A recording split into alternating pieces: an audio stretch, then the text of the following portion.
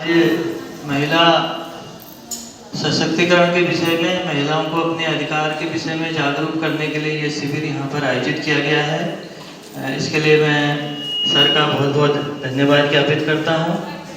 महिलाओं के लिए आप सभी को मालूम है, विकासखंड स्तर पे हम समय समय पर प्रशिक्षण कार्यक्रम यहाँ पर आयोजित करते हैं, जिसमें हमारी जो मुख्य योजना अभी इसमें संचालित है, ये अनालम योजना है, राष्ट्रीय ग्रामीण आजीविका मिशन। और ये महिलाएं ज़्यादातर उसी समूह से जुड़े हैं जिनको हम स्वयं सहायता समूह कहते हैं। और ये टोटली योजना ये महिलाओं के सशक्तिकरण के लिए है। और सर हमारे यहाँ 1100 करीब समूह अभी हमारे पूरे ब्लॉक में पंजीकृत हैं, और एक समूह में कम से कम 10 महिला होती है उसमें। और वो महिलाएं हमने जो SC/CC परिवार है, जो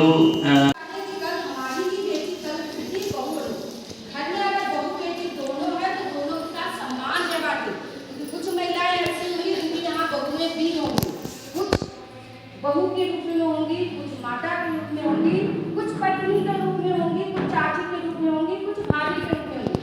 लेकिन हर व्यक्ति अपने संस्कारों के साथ ये समझ ले कि हर भूमिका की अपनी एक निर्वाह करने का दायित्व ही होता है।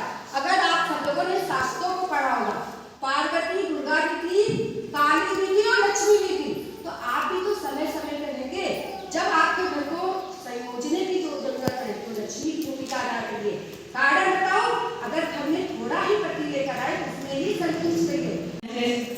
जो बच्चियों के साथ, महिलाओं के साथ होते हैं, तो सबसे पहले तो मैं ये कहना चाहूँगी कि कोई भी अगर महिला है तो उसकी कोई भी अगर ऐसी समस्या है, कोई भी उसके साथ अपराध हो रहा है, तो वो उसको लेकर के थाने में आने में हिचकिचाए ना, घबराए।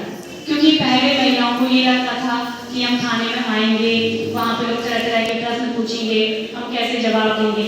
तो ऐसा कुछ भी ना सोचें। अब हर थाने में महिलाओं की समस्या सुनने के लिए महिला हेल्प डेस्क बनाया गया है, जहाँ पर महिला निरीक्षक और महिला कांस्टेबल रहती है। तो आप लोग की जो भी समस्या है, वो आपका जो भी आपके साथ अपराध हुआ है, उसके संबंध में आप बेहिचक हम लोगों को आगे बता सकते हैं। प्राय हमने देखा है कि जो महिलाएं होती हैं वो या बच्चियां होती हैं, वो अपने साथ होने वाले अपराध को छुपाती हैं, तत्काल नहीं बताती हैं। तो तत्काल न बताने से उसमें दिक्कत होती है, क्योंकि जितनी देर होती है अपराध की शिकायत करने में, उसका अनावरण उतना मुश्किल हो जाता है हम लोगों के लिए। तो अपराध की जो मैंने बताया कि तो पारिवारिक प्रकरण आते हैं, उन पारिवारिक प्रकरण में हम लोग सबसे पहले तुरंत FIR दर्ज नहीं करते हैं, क्योंकि जैसा अभी सर ने बताया, मैडम लोगों ने बताया कि उसमें हमारा सभी का ये सुप्रीम कोर्ट से भी गाइडलाइन है कि इसमें जो है तुरंत महिला पति पत्नी के पारिवारिक प्रकरण में तुरंत FIR दर्ज नहीं होगी, क्योंकि इसमें पहले काउंसलिंग का सेशन शुरू होता है।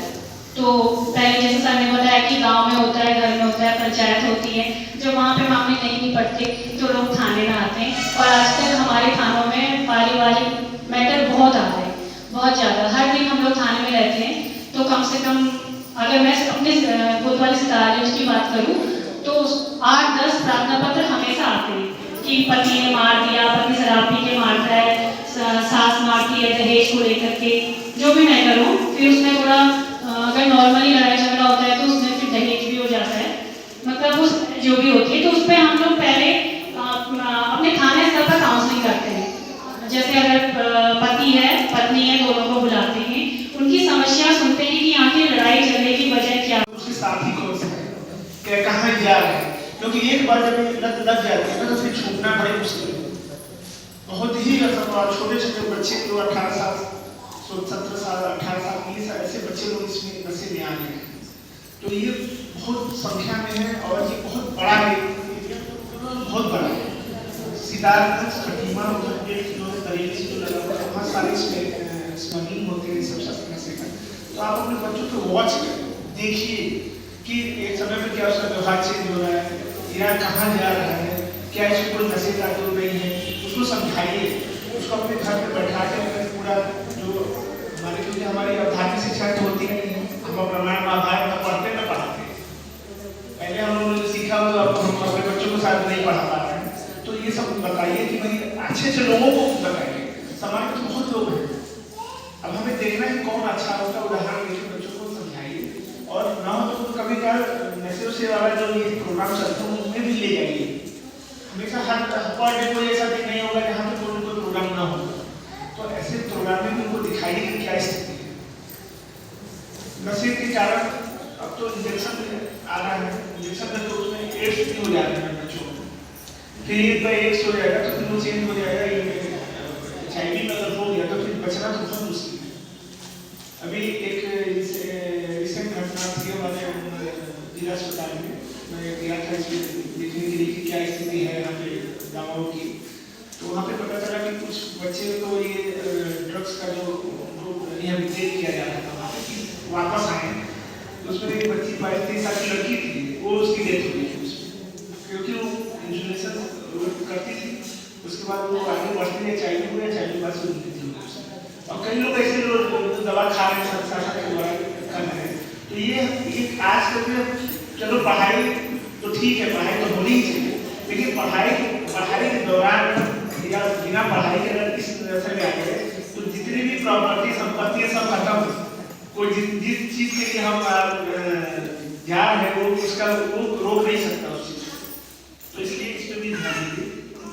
और अभी जो ये आप नहीं कर सकते हमको जानकारी नहीं है, ये हम मानेंगे भी नहीं, क्योंकि कानून पहले मानती सरकार को सब जानकारी, भले आपको जानकारी हो या ना हो तो ये बचाव आपको नहीं मिल सकता। तो ऐसे लोगों से भी सतर्क रहिए, क्योंकि जो इसमें लगे हुए हैं वो क्या करेंगे, आपको 2-4 हज़ार का लालच देंगे, उनको कहेंगे कि आप गेट तक ले जाओ, वहाँ पे एक आदमी उसको दे देगा, लेकिन आपको पता नहीं होगा कि हाँ गेट तक के बीच में पुलिस की भी आँख लगी हुई है और समाज के अन्य लोगों का भी आग लगे हुए, पुलिस की जो भी बहुत सारे हैं सूचित कर देते हैं, वो कहीं ट्रेस कर लेंगे। तो फिर आप ये नहीं कर सकते सिर्फ हम 2,000 रुपये लिए थे और बस वहाँ पहुँचाए, हमारी कोई गलती नहीं। तो ऐसी भी समस्याएं आ रही हैं। सड़क सुरक्षा पे अपने बच्चों को जरूर कहीं भी गाड़ी चलाने के लिए भेज रहे हैं या मतलब बाइक से या स्कूटर से कोई भी, हेलमेट पहनना बहुत अनिवार्य है। हेलमेट पहनना नहीं पहनेंगे तो फिर जुर्माना भी है, अमाउंट का जुर्माना है, और जितना जुर्माना नहीं है उतने तो हेलमेट दिया जाएगा। तो इसलिए आप उसको बच्चों को करिए और थोड़ा गाड़ी स्लो चलाएं, धीमे चलाएं, क्योंकि बहुत सारे सड़क दुर्घटनाएं में हमारी बहुत बच्चों की मौत हो रही है, असामयिक बच्चों की मौत हो जा रही है। कभी कभी ऐसी सिचुएशन आ गई कि एक ही बच्चा था उसकी डेथ हो गई, अब वो माँ बाप के ऊपर क्या बोल रही। तो ऐसे हमें आप थोड़ा सा उसको इन सबों पे भी हमें आप लोगों को ही अवेयर कर रहे हैं, क्योंकि घर में आप ही रहती है, क्योंकि पुरुष वर्ग तो चला जाता है अपना सर्विस पे या अपने काम पे, घर में महिलाएं रहती हैं, महिलाएं चाहेंगी तो इसको सारी जो कुरीतियां हैं उसको रोक सकते हैं। और जैसे एक अभी वीडियो आ रहा था, जैसे छोटे बच्चे भाग रही हैं, लड़कियां गर्ल्स भाग रही हैं, शादी किसी और से कर रहे हैं, तो इसमें भी आप लोग अपने घर पर महिलाएं तो महिलाएं को समझ सकती हैं, अपने बेटी को तुरंत व्यवहार रखिए और उनको बताइए कि अच्छा है क्या बुरा है। कभी स्थिति हो जाती है फिर आप हम लोग की भी स्थिति थोड़ा सा